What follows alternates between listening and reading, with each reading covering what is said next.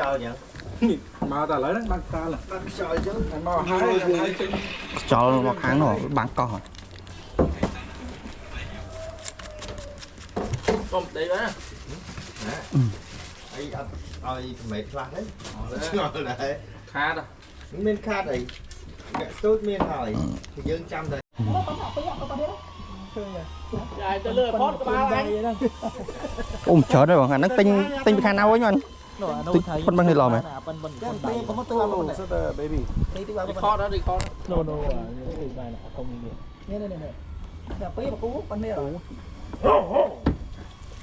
nó bán khái bằng con phần đằng mà khai chiến lươn đấy Đá mà khai chứ vẫn đang không mà. ở đây thông bao nhiêu mà khai chứ cá tôi bắt tôi như năng kia rồi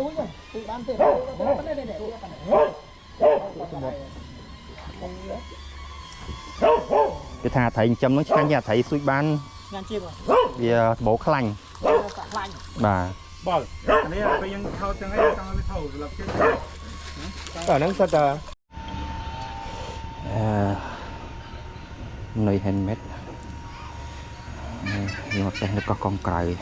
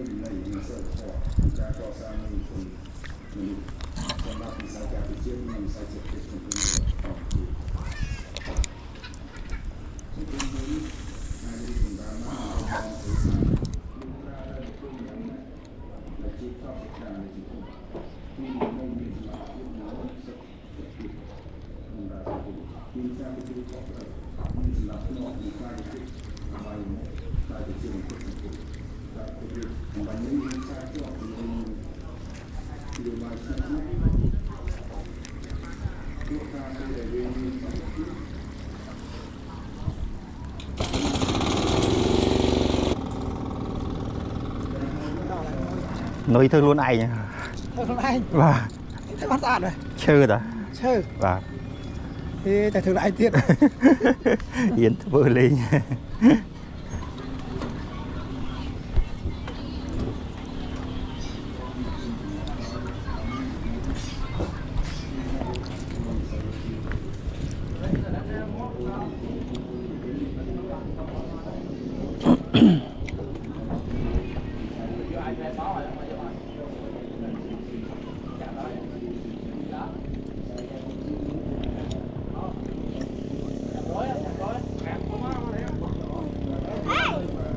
thấy cái bông rẻ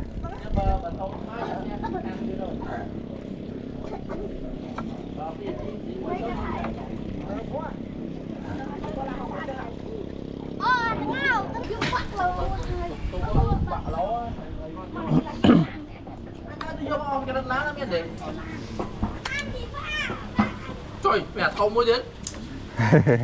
anh đang lúc lên thấy thông mà bàn bê kè tôi bê cá mẹ ăn lẩu ấy à, đi mình nhảm đấy món đấy ấy cuốn nhá đọc cái chuyện đọc lâu kèo lâu xin thấy mình cá xin nói cho cá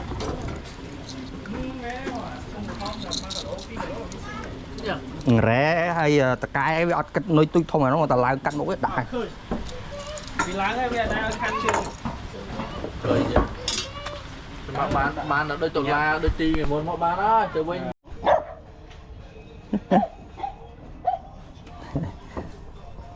ba rượu đi cho phải xin ba đấy ba lướt luôn không phải lau mũi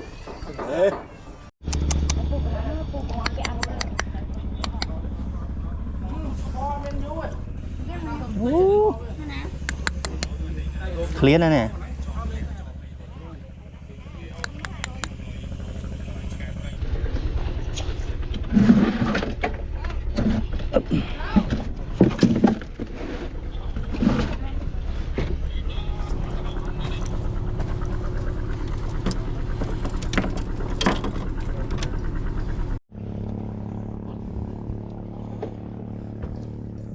tụi mày á chụp nuôi fly đang ở tết nó tray vậy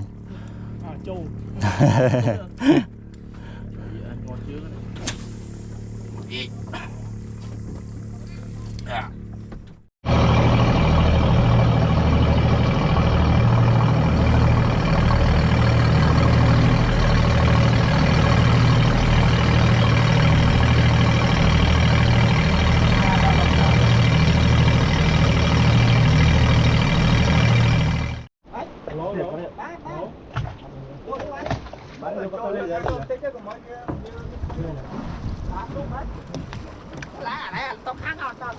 theo ông lên mẹ luôn anh thấy ban rồi ngày ban bóng đặt cho các bộ tí đặt cho các bộ ấy tí các bạn khá khá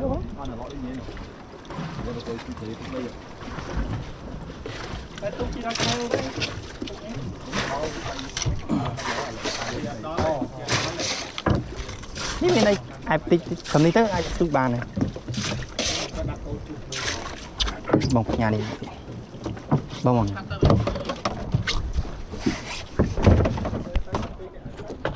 rồi coi à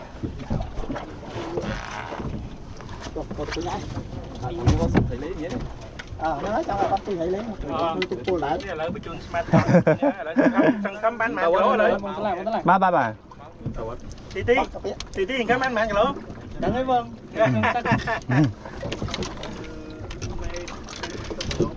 lại bị chun smart cũng muốn bay nè luôn tôi đã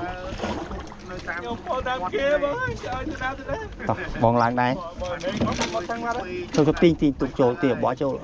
cho trong này là còn lại đây nhà mày vô em thấy hết đó nhà mau mình đó đá tới không đi nữa đá cho mày đá không tốt đâu nhà mau mình đấy nhà mau mình đấy từ đâu dân đá tới nông đá được nó này không phải một báo cho bao con đi rồi không phải con tu có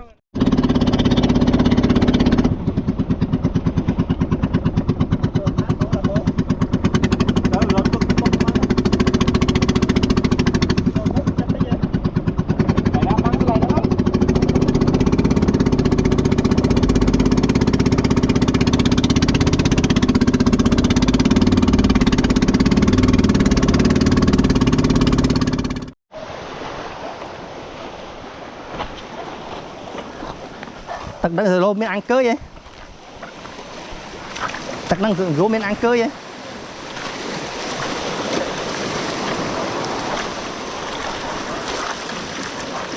cái gì chứ cài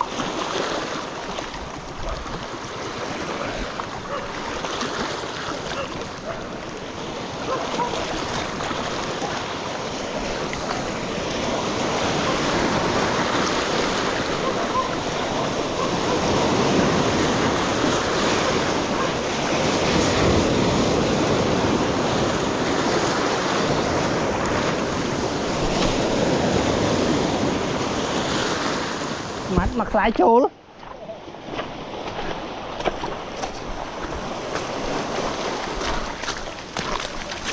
mở nổi lại tôi trời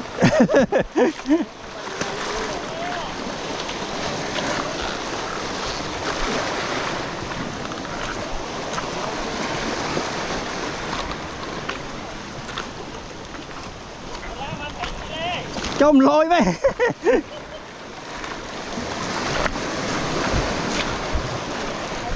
mặc sái muối ba đấy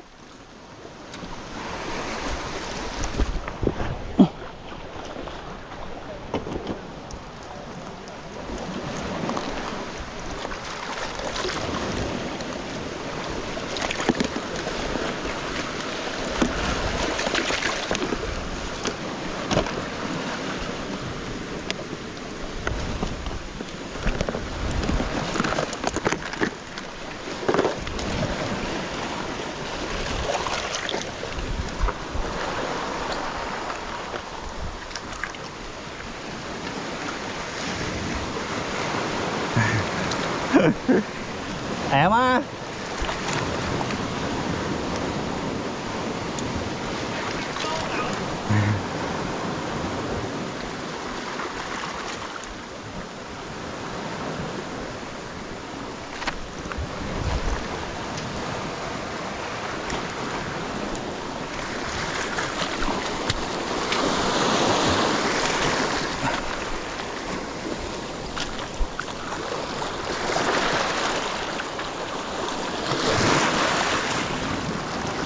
Chị còn hổm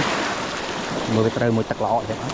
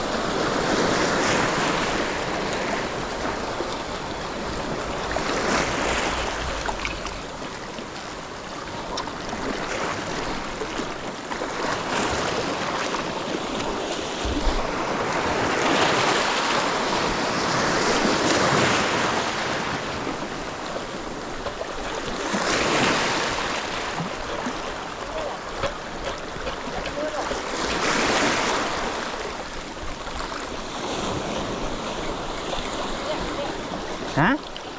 Chạy nhóm à?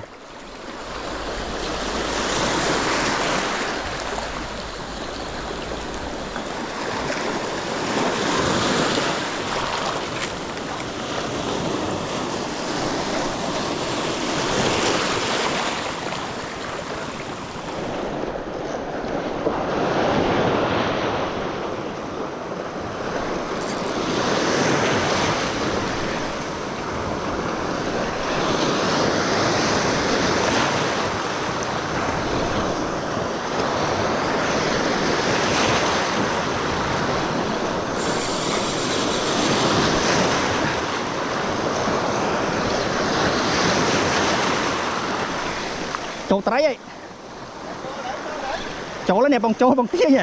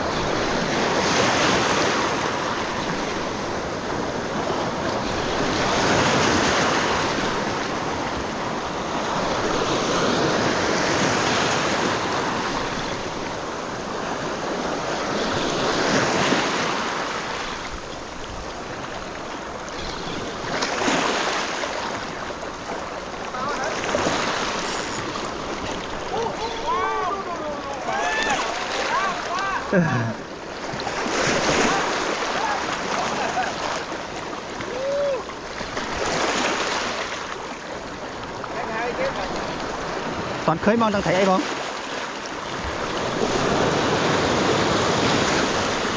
Sampan.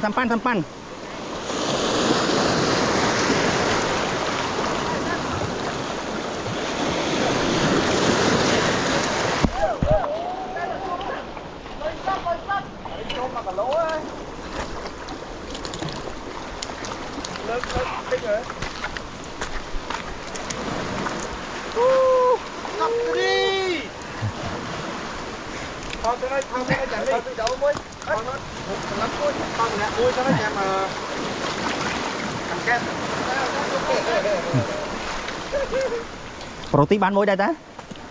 Thì ăn mối đây. Bà. Này cái bông cây cam này. Anh ấy sampan.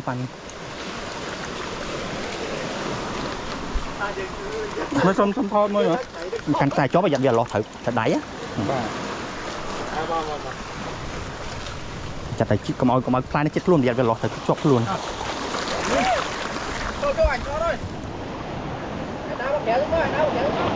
giật trôi giật đánh trôi lại cho tắc bình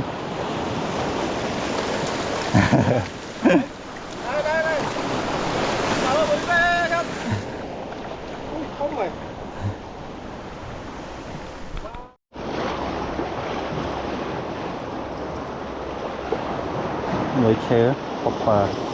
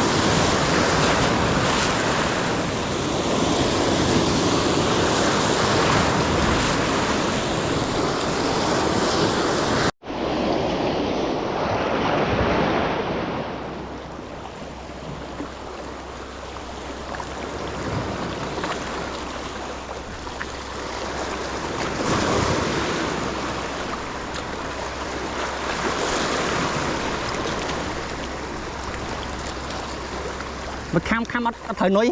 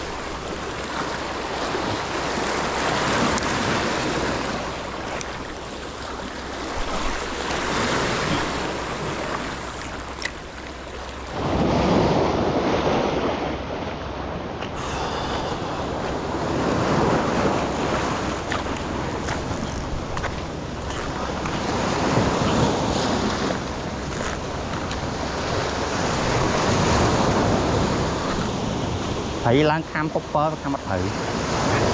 thấy kham copper hay gì xăm pan mà từ mà lê nha tôi con đã thấy cái bát đó con đã thấy cái bát đó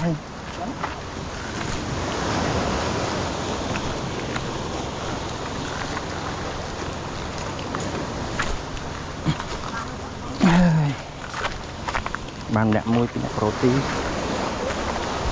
ngặt chứ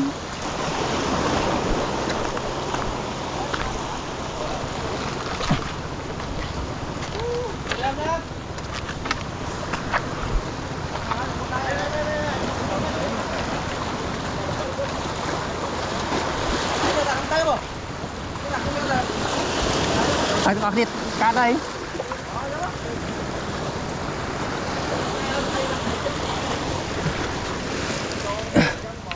tới bắn tới pi chướng mà chướng mà pi chướng à pi chướng cốc xanh pi chướng rồi cái việc ngập lót rồi ta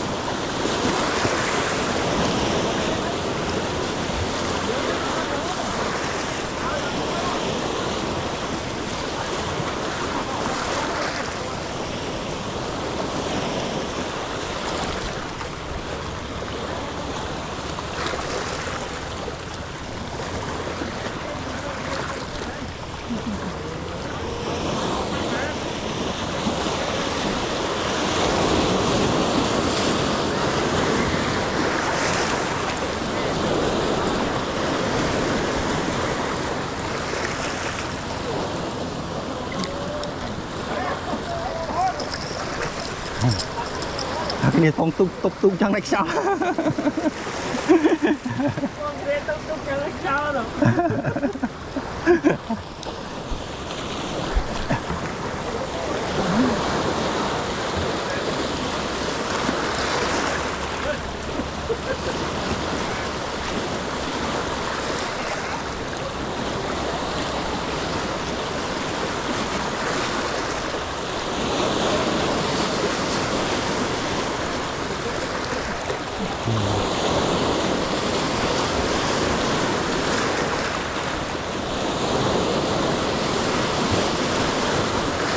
មានអាត្រីហ្នឹងដែរដេញកូនត្រីវាអត់ខំនុយ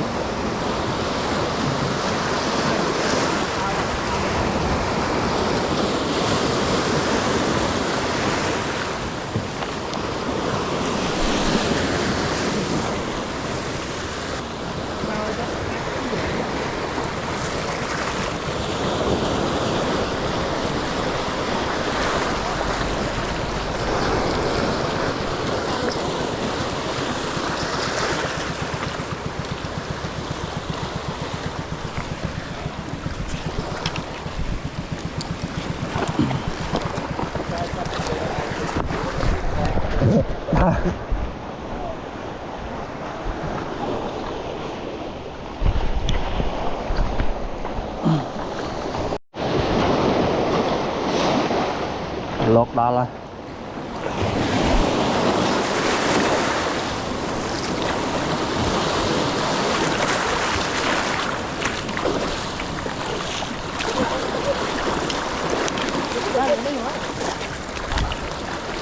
một lại con lên đòi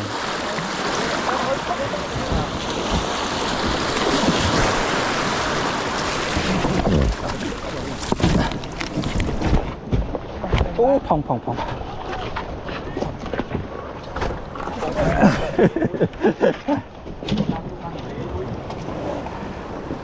cái duyên lốt đánh cam con thấy người ta có bắt gì các khám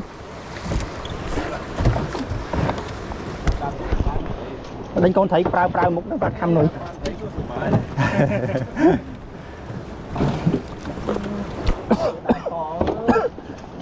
nó một cái tí mấy anh dùng tim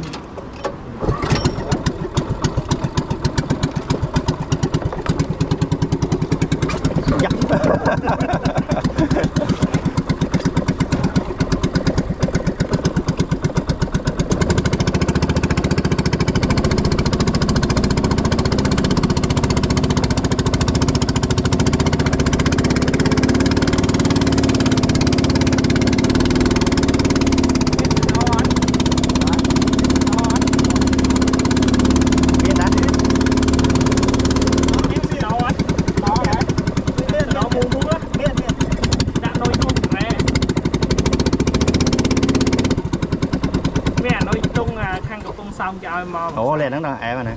đi pha nắng lên nè ban thấy nó muốn chết đi mày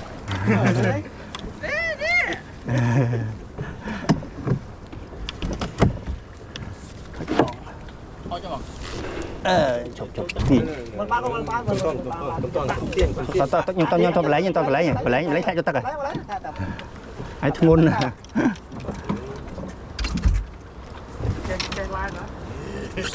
la trên lá đây bỏ xưa bác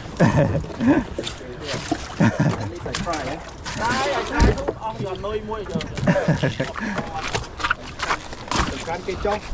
nhâm tới đây máu nhưng tới đây vừa nhâm được ngọt ba này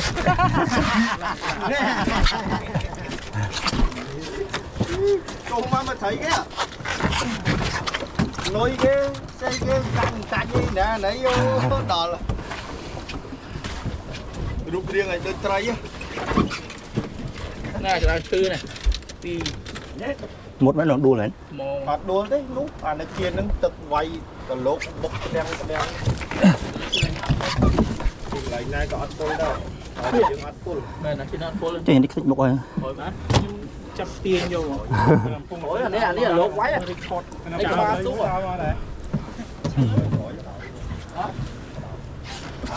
bàn pi các bạn thầy các bạn từ một đầu rồi chắc là cái bốc bị cút mà vinh nhỉ trong màn này chỉ nghề nó ấy thế sao chuột canh này nè rồi mà lọt thành phóng á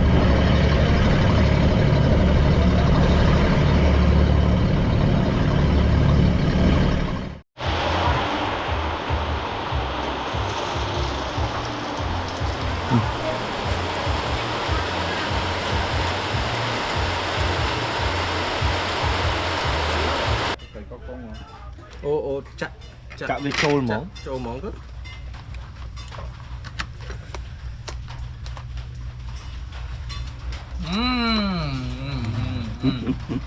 thôi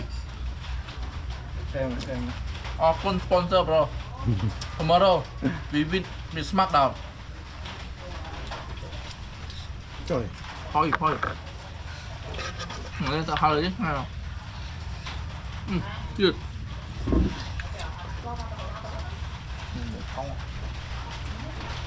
ăn tươi trẻ thử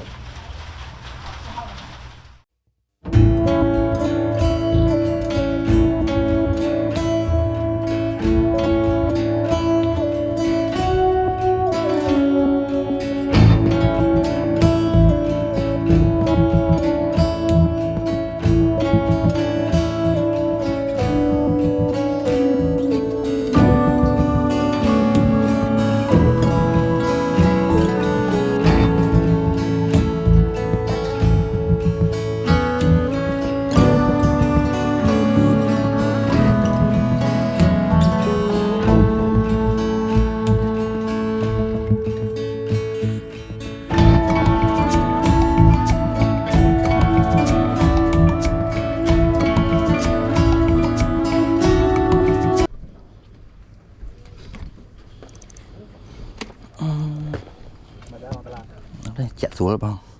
còn những coi mong khóc lắng được ép phím luôn còn nâng ban bằng chạy ô cho nó ấy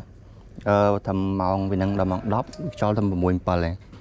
mong còn đang đào mọc đó là mùi bờ bà là nắng về làng đã đập mùi và đập pi mà mong đập pi làng tới làng cho làng đập pi đập bầy bà mưa đập pi nắng cả lột bên này mưa cho làng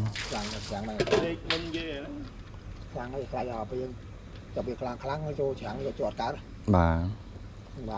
lấy với thằng chia chặt đánh 300 to trên đây tim mới của ba tôi mua cờ dừng liền trên đây mua màu ấy là màu vĩnh đào bà đám á bà nó bây giờ anh thì bán rồi thà lăng đọc thì làm đầu đấy lăng đó nâng nó khai vì á khai cho xe vô bàn rồi bà chứ tấu lạc má đọc bây giờ máu mồm cả đó là chân đó và thời mà xe này buôn thì ấy việc anh mình lại bằng bán này bà đúng không chứ ho mong pin một trò vừa vừa anh lại bán đi vừa cái nó em cho vay việc hàng nông màu vì bao trong mong rồi lại pin này trên đây với chi nhỉ nâng ngày bà ở tí buôn đấy mình lại bằng ấy kiên con đi á bà tờ mẹ tờ lại nhưng lấy ban là nhưng lấy ban bị bật bà mà nó tới anh bên thầy liền thầy lò lấy ban đấy đó bảo đó nó bà tôi ban nó tè lại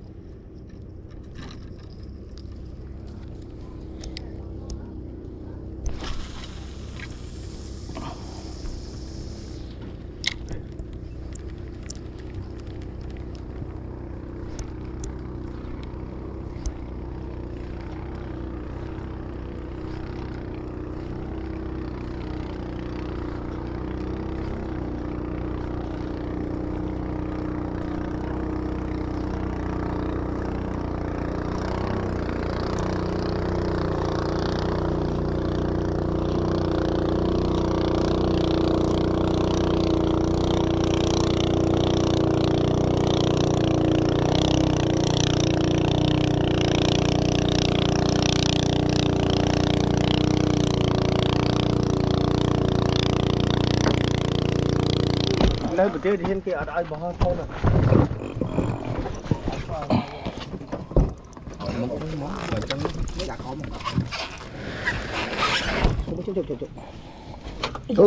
bạn ăn nó miệng chừng đó chơi lừa nâng ta này cái bạn ấy tu tập tê này tao thấy ôi rơi du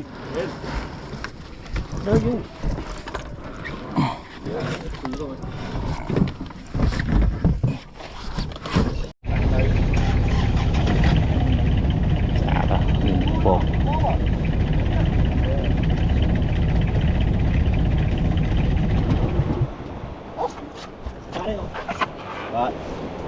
Đó là giờ đây hồi tôi vô luôn. lại nó mua đi lá ở nhà lót đi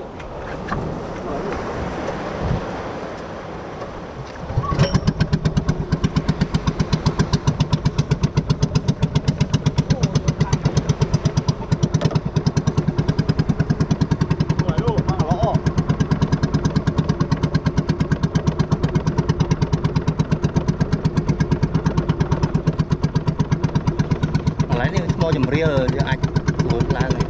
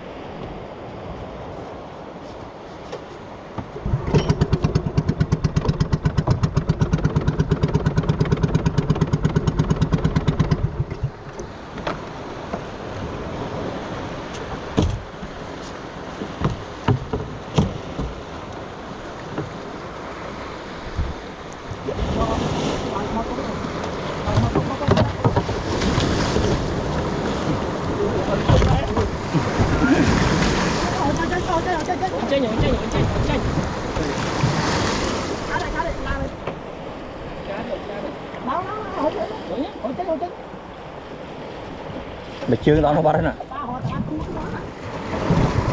mày chưa có đâu mày chưa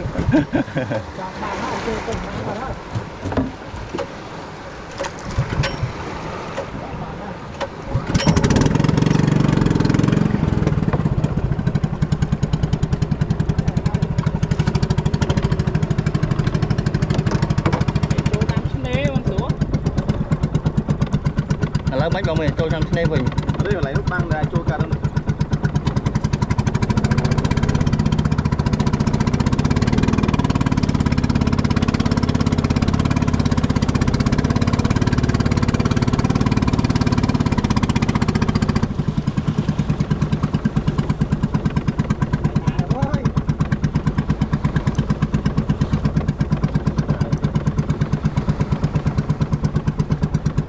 Tôi mình cài nó là gì?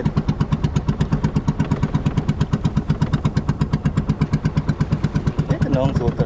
lại Lại còn 4-2 băng gì chặt chướng một chướng. cái bà bao với cho phong mạng màu lại những 2-3 đấy mình Dạ. rồi chúng ta tự họp ba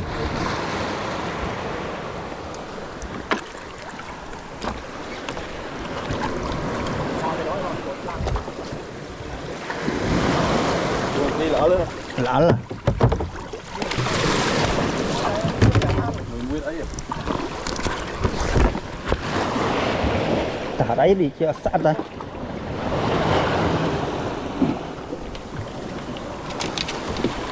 Thả đấy tôi đã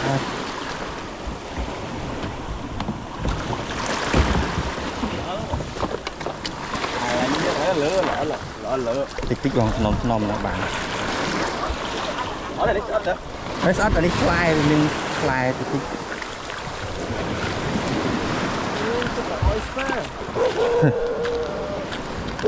Anh ấy chúng ta lượt mó ta cho oyster nó chộp lò.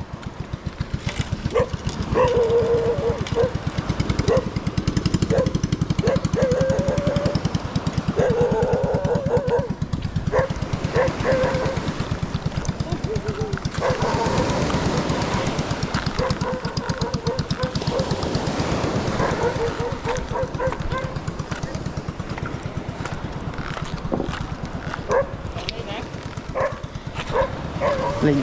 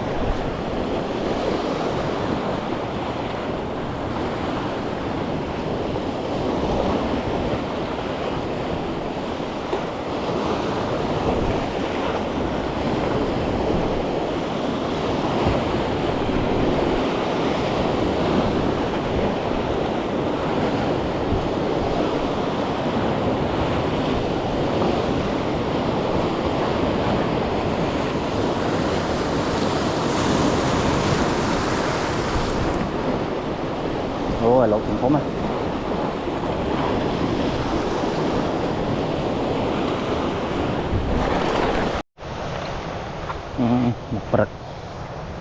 Một bật ngàn mũi cái đập ra tiếp thử lên với những tay viên đi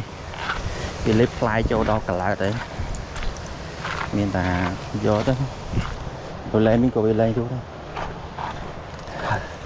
ngày nay tất nghi lỗ và tay mình phơi mình có lực thế này vì u áp ấy chẳng họ miền tây lên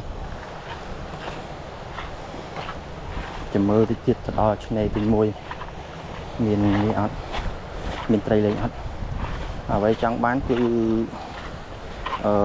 cũng có hòm còn chỉ dân tam chẳng bật mau đó mà nét đánh phí nói toàn bán ấy dĩa đồng của cuốn có chỉ mơ thì tiết nữa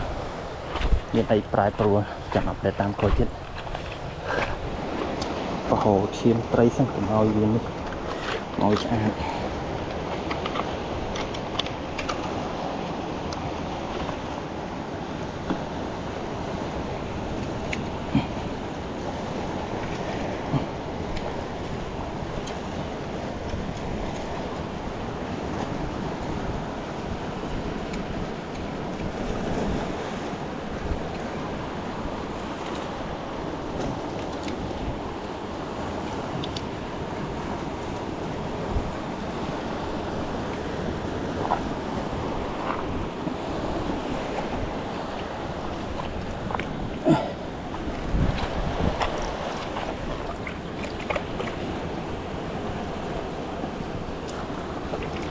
ơi khô khăn tí á không mấy lần gì không thôi chẳng việc ăn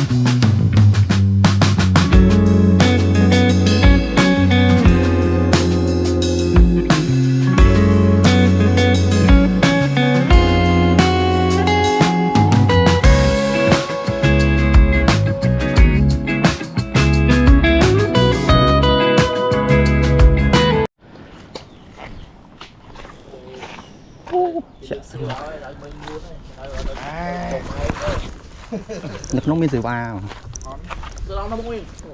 nước không có tốc quạt ạ nơi cái này nó miền ô còn lại ai thon lại anh ơi bạn thấy ơi thon lại cứ phi màu nhưng phi màu chú tại tôi với bà giờ lươn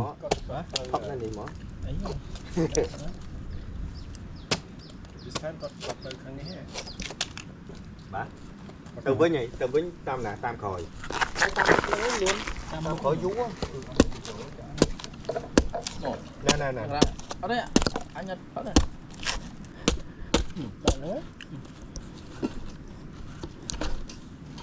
bán đấy thật bán đấy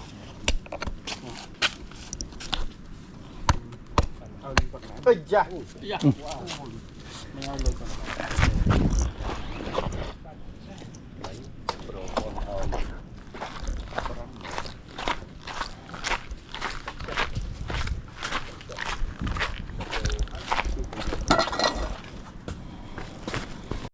đâu em mua ấy mình cho mà ba lắm hả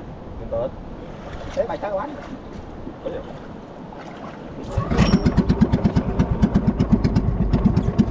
đón tiền có video một có video rồi video thoát đấy nhá thoát đấy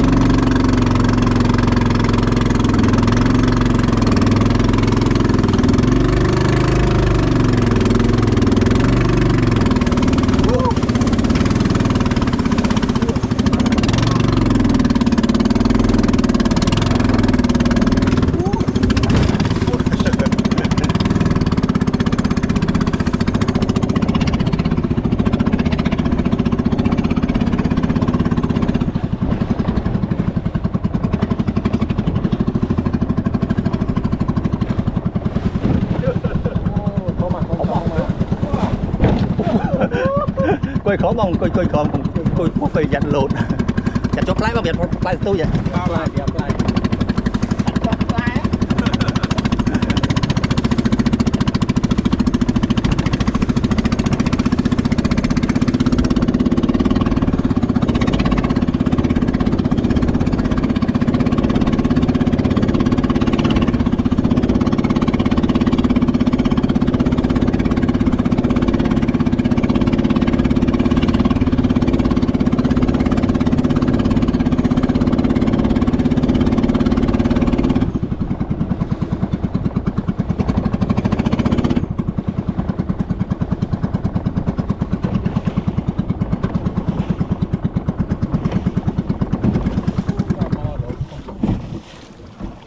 đòn màu ấy thì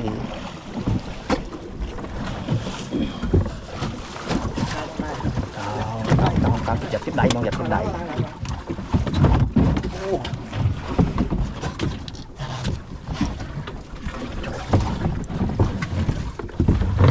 Ô bạn bông này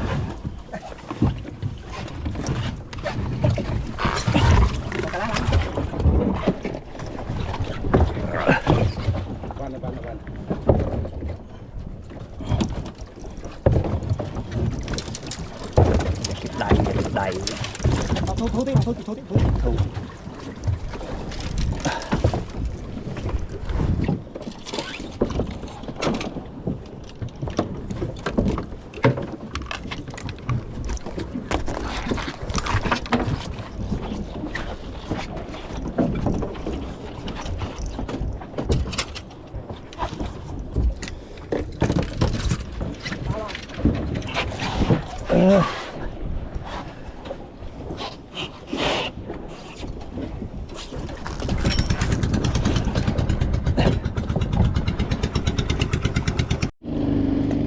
nó so tiến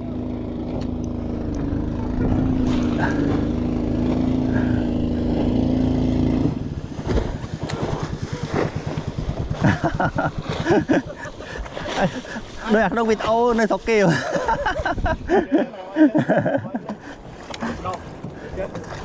cái sông chân trai với cái sông chân mau mà đâu cũng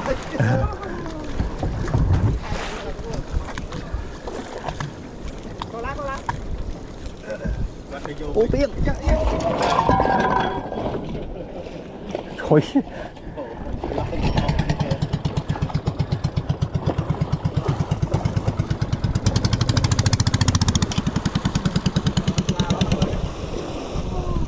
chọc lại rồi khơi bay nhá mau muốn đi về thon đi đâu tới chỗ tắt bắn đây không thấy mà là lấy mà này đó là nó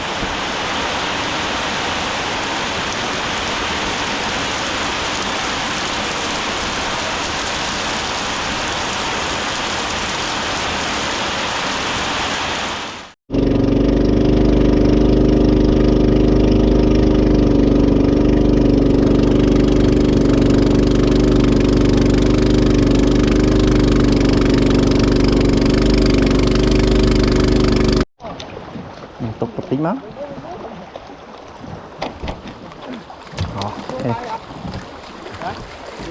xuống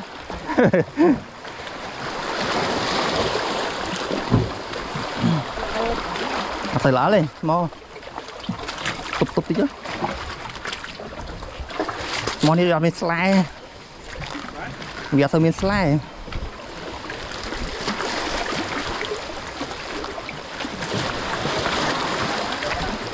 đó ba đang ngày con này chụp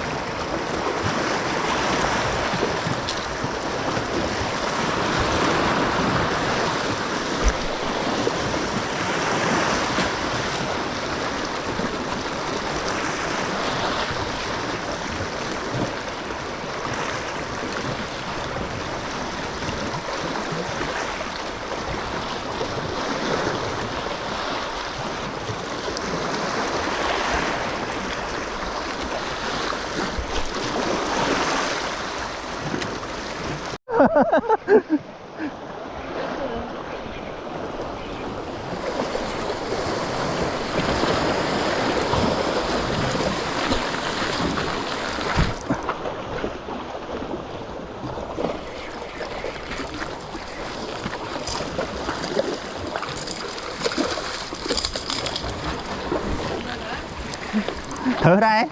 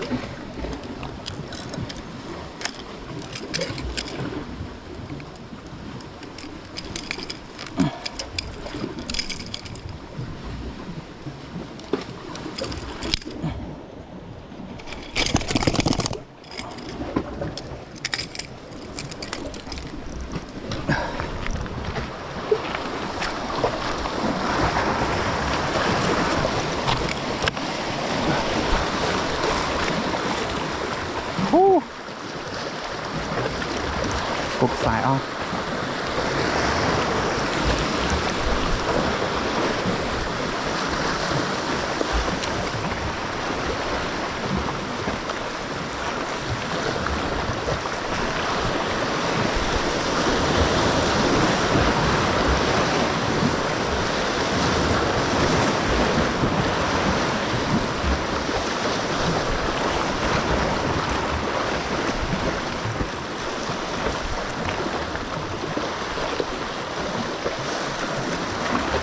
Đi đây.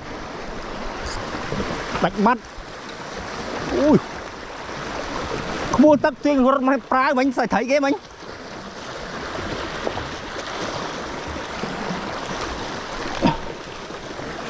Ông đang thấy con khám có đang rốt là bốt vào đời.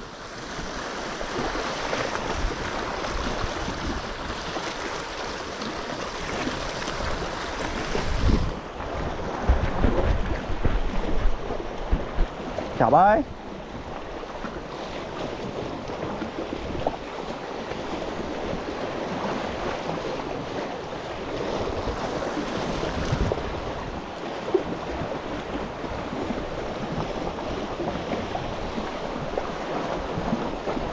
Ồ, popper mùi muối vào không khăm. Lên popper ồ mùi muối vào nó khăm. Mình ba mình rẽ có xăm pan này.